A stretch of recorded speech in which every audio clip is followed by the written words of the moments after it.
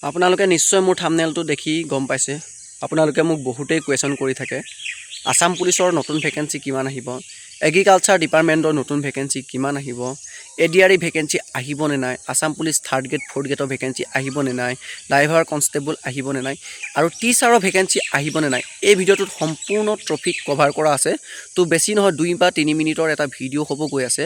আপোনালোকে ভিডিঅ'টো ধুনীয়াকৈ চাওক যদি কথাখিনি ভালকৈ বুজিব চেষ্টা কৰে, আৰু যদি আপোনালোকে ভিডিঅ'টো চাব নিবিচাৰে তেতিয়াহ'লে আপোনালোকে স্কিপ কৰি যাব পাৰে, আৰু কিবা এটা যদি শিকিম বুলি ভাবিছে আপোনালোকে লাষ্টলৈকে চাওক। আসাম পুলিচৰ নিশ্চয় আপোনালোকৰ ভেকেঞ্চি আহিব। CM ছাৰে ক'লে 2 লাখ আপোনালোকৰ আকৌ নতুনকৈ ভেকেঞ্চি এৰিব। তাতে আপোনালোকৰ 25,000 আপোনালোকৰ আসাম পুলিচৰ ভেকেঞ্চি এৰিব। 25,000ৰ ভিতৰত আপোনালোকৰ আসাম পুলিচৰ ভেকেঞ্চি কিমান আহিব?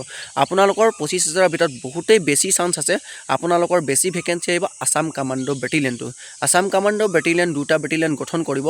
তাত আপোনালোকৰ কামাণ্ডো কনষ্টেবল দেখিবলৈ পাব, নাৰ্ছিং দেখিবলৈ পাব ছোৱালীৰ কাৰণে, আৰু আপোনালোকৰ কামাণ্ডো সাব ইন্সপেক্টৰো আপোনালোকৰ ভেকেঞ্চি আহিব। আৰু আপোনালোকৰ টিচাৰৰ ভেকেঞ্চি টিচাৰৰ ভেকেঞ্চি আহিব, আৰু আপোনালোকৰ এগ্ৰিকালচাৰ ডিপাৰ্টমেণ্টৰ ভেকেঞ্চি আহিব।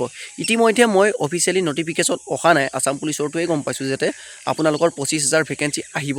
কিন্তু মই এটা আপোনালোকক কনফাৰ্মলি ক'ব পাৰোঁ, টিচাৰৰ ভেকেঞ্চি আপোনালোকে বহুত দেখিবলৈ পাব, আৰু আপোনালোকৰ এগ্ৰিকালচাৰ ডিপাৰ্টমেণ্টৰ আপোনালোকৰ ভেকেঞ্চি আহিব, আপোনালোকৰ এডিআৰই ভেকেঞ্চি আহিব। এই ভেকেঞ্চিবিলাক আপোনালোকৰ কেতিয়াৰ পৰা আহিব আৰু কেতিয়াৰ পৰা আপোনালোকে অনলাইন এপ্লাই কৰিব পাৰিব? মই ইতিমধ্যে আপোনালোকৰ জুন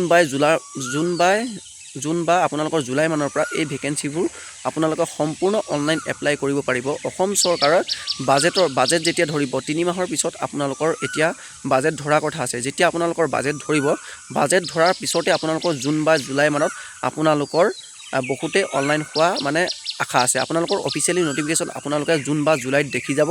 আপোনালোকৰ এগ্ৰিকালচাৰ ডিপাৰ্টমেণ্টৰ হওক, আৰু আপোনালোকৰ এডিআৰই হওক, আৰু আপোনালোকৰ টিচাৰৰ ভেকেঞ্চি হওক, আৰু আপোনালোকৰ মই কৈছোঁ যে আসাম পুলিচৰ ভেকেঞ্চিটো অনলাইন ইতিমধ্যে হৈ আছে। আকৌ আপোনালোকৰ নতুন ভেকেঞ্চি আহিব, কামাণ্ডো ভেকেঞ্চি আপোনালোকে বহুতেই দেখিবলৈ পাব।